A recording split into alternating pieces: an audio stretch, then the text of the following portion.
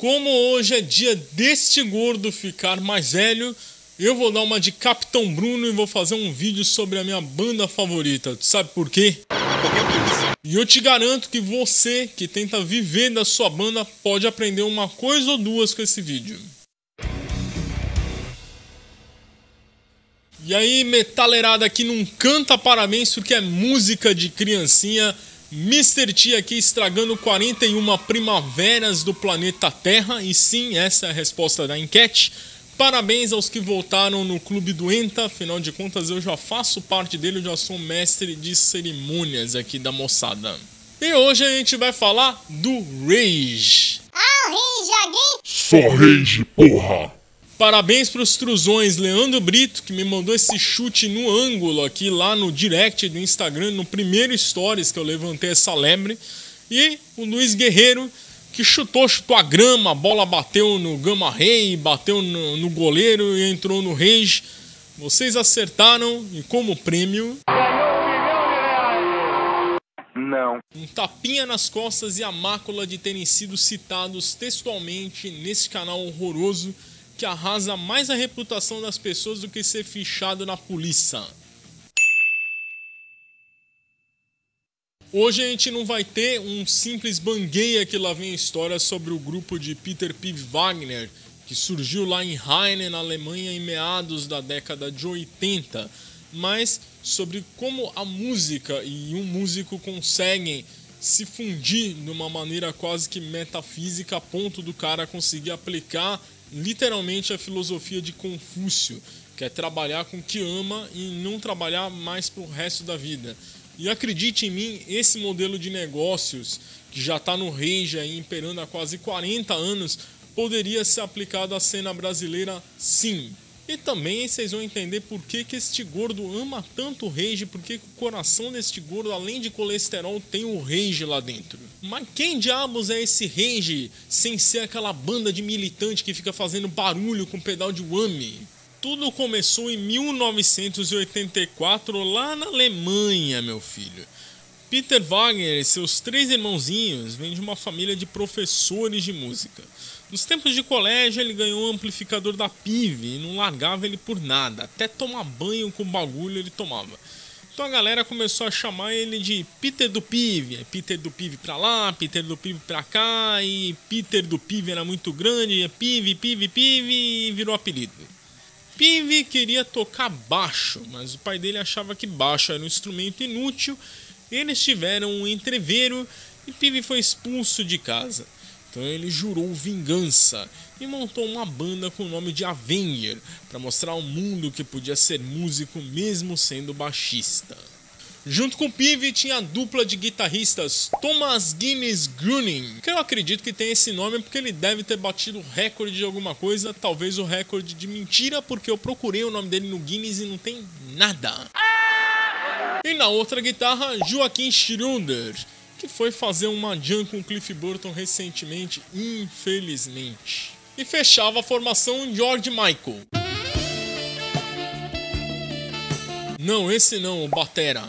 Em 1986, eles quase tomaram um prochechinho porque tinha uma outra banda lá na Inglaterra chamada Avenger. E eles ameaçaram acionar a justiça contra o grupo alemão.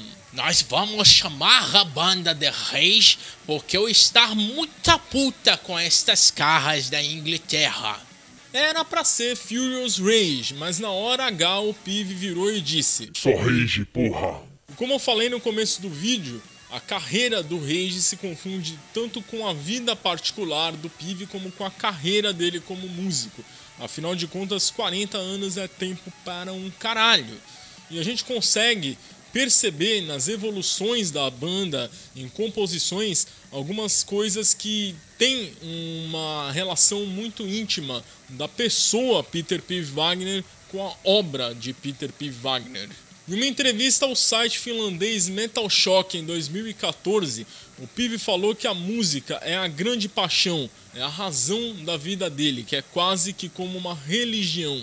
Aqui um disclaimer: religião significa literalmente religar o ser humano com uma divindade.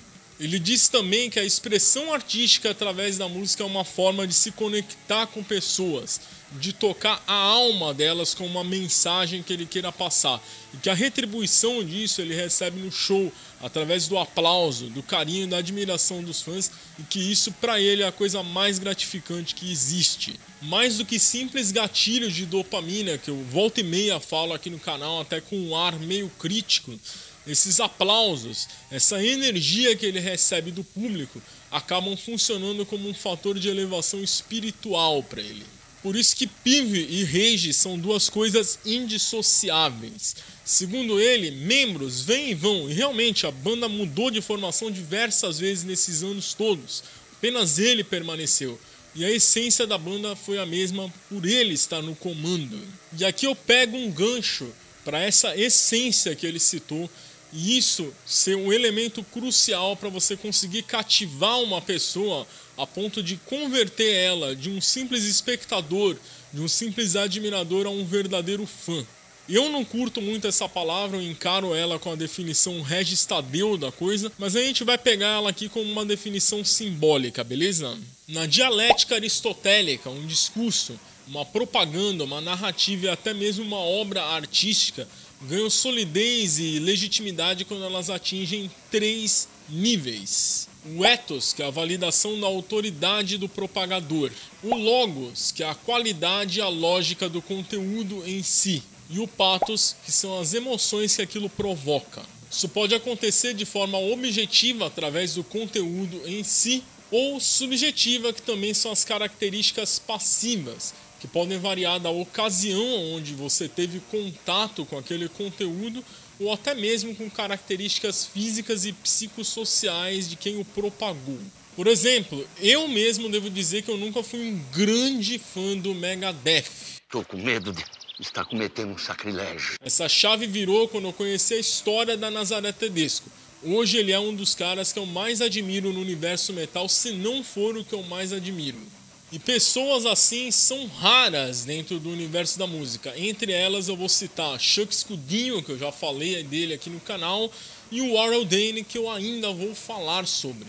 Essa ligação quase que metafísica entre autor e obra é uma coisa indescritível, acho que só quem está dentro da arte mesmo que vai saber como que é esse sentimento, porque cada notinha tocada, cada parágrafo escrito, cada personagem criado, é como se tivesse uma impressão da vida do autor ali naquela obra, para a posteridade, seja em maior ou menor escala. Por isso que grandes artistas sempre tiveram emoções muito afloradas, sejam elas boas ou ruins. As letras do Rage são uma espécie de biografia do Pive nos últimos 40 anos.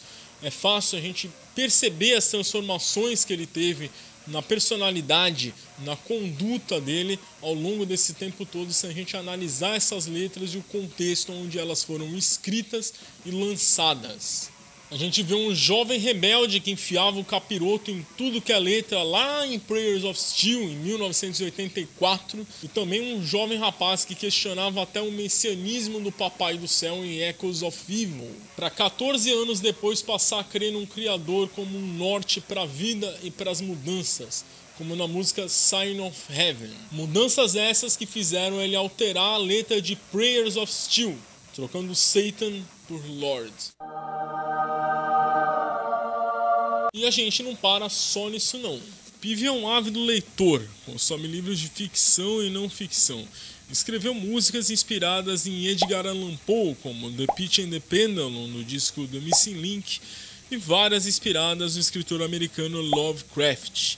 Inclusive, Pive concebeu uma criatura chamada Sound Chaser, que é mascote da banda, que foi claramente inspirada nas criaturas desse escritor. Pive também gosta de autores que abordam o comportamento humano e social, que é um tema recorrente em várias músicas do Rage. As reflexões sobre a humanidade, algumas vezes em perspectiva solipsista, você não sabe o que é solipsismo, depois dá uma conferida nesse vídeo sobre a Paul Meander do Dream Theater. Faz a gente ter uma relação muito íntima com o Rage, porque alguma dessas composições vai ter, cedo ou tarde, alguma relação com o momento das nossas vidas. E eu vi muito disso acontecer na minha. O Peavy teve um episódio de depressão que resultou em várias composições do disco End of All Days, entre elas Desperation e Fortress. Curiosamente ou não, em 1997, um ano após o lançamento desse disco, ele acabou se divorciando da sua honradinha Susanne Bauer. Isso foi uma ruína pro cara, velho. O divórcio é uma situação bem complicada, quem sabe em um outro momento eu tente abordar esse tema aqui, até para dar uma luz para quem está passando por esse evento aí, que é sempre um evento traumático e estressante. Mas, como sempre, o artista sempre faz da sua dor a arte mais sublime. E a gente vê o enfrentamento e a superação dessas dificuldades do Peavy aparecer em várias composições do disco 13, como In Vain, Incomplete e Turn the Page. O Peavy relata também a sua relação com o pai, Paul Wagner, seja num aspecto mais nostálgico e sentimental, como na música Flowers That Fade in My Hand, que ele escreveu logo depois que o pai fez uma jam com Cliff Burton em 1989, assim como muitos anos depois, curiosamente, ele manifesta uma mágoa do pai dele por causa dos episódios de entreveros que ele teve quando começou a sua carreira musical. Fez isso em Forever Dead e Feel My Pain, no disco 21 de 2012. O que fica claro aqui é que sempre houve uma admiração do Peavy pelo pai dele, e isso deixou ele bastante chateado por essa contenda que eles tiveram, porque o pai não aceitava que ele gostava de andar todo de preto com um cinto de bala e que aquilo não era só uma fase. Puta que pariu, eu e o meu pai era a mesma coisa, velho. O Peavy acaba usando o Rage pra falar de qualquer tema. Isso também me traz uma identificação com ele, porque eu também uso esse canal para falar de praticamente qualquer coisa. Os assuntos abordados pelo Rage são sempre profundos e fulcrados em temas complexos. No disco Black in Mind, por exemplo, é uma referência ipsis literis à obra de Lovecraft, Shadow Out of Time, que fala sobre o livro Sombra Vinda do Tempo na perspectiva do personagem Nathaniel. No disco Ghosts, Peavy fala de reencarnações num olhar diferente daquele olhar kardecista que costuma abordar esse tema. Além disso, a banda também fala da Inquisição no disco Língua Mortis Orquestra e sobre Sci-Fi, a nossa boa e velha ficção científica de nerdola, que foi abordada magistralmente no disco Sound Chaser. Esse riquíssimo Rageverso, apesar de ser uma coisa esotérica, restrita a um grupo pequeno de fãs, foi uma coisa que manteve-se sustentável por 40 fucking anos. E é aqui que eu quero pegar o gancho para falar sobre a possibilidade de viver de heavy metal em Banânia. Hora de dar uma aula de análise de mercado e teoria geral da administração. Claro que a gente tem que desconsiderar as discrepâncias econômicas entre o Brasil varonil e a Alemanha, meu filho. Mas se a gente recorrer a matriz BCG, a boa e velha matriz BCG, a gente consegue perceber que o segredo do sucesso está em atingir o quadrante da vaca leiteira. Dá risada não, que o nome é esse mesmo, tá? Vaca leiteira é um produto que tem um público consumidor estável, portanto um produto seguro. Temos então o segundo nível da hierarquia das necessidades de Maslow, a segurança, que está contida no primeiro dos dois fatores de Herzberg, o fator higiênico.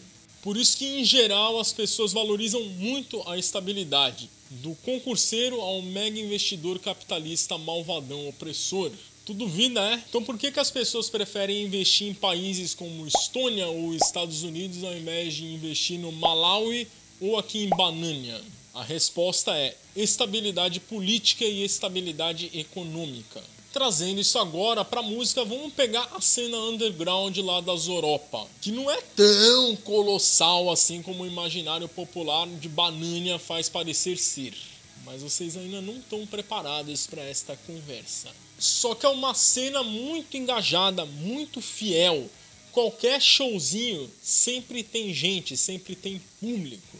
E isso poderia muito bem ser replicado aqui, sim senhor, e eu vou dizer um motivo. É hoje que o povo me cancela, velho. Vocês já ouviram falar de uma banda chamada Warilow?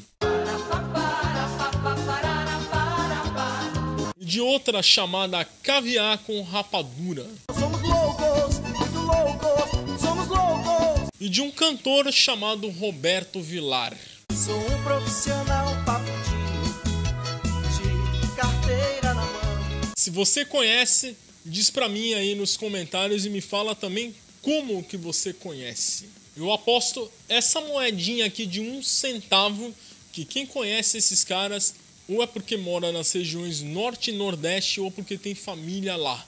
Porque esses caras são totalmente desconhecidos aqui para as bandas debaixo do Trópico de Capricórnio. Só que os caras têm muita, mas muita grana, vocês não fazem ideia. Eles vivem com um padrão de vida equivalente ao de um médico bem-sucedido ou de um engenheiro sênior. Tudo isso tocando brega e forró. Tá certo que eles fazem muito show, só que eles vivem apenas dos shows. Tanto a fanbase truzona da Zoropa como a fanbase do Risca-Faca aqui em Banânia sustentam seus artistas. Seus artistas undergrounds, regionais, têm um público fiel, têm agendas de shows abundantes. E isso que fez o Rage se manter na estrada ao longo de 40 anos vivendo exclusivamente de sua música. Tudo que o Pive tem fora da música são rendas extra. O Rage é a renda principal do cara.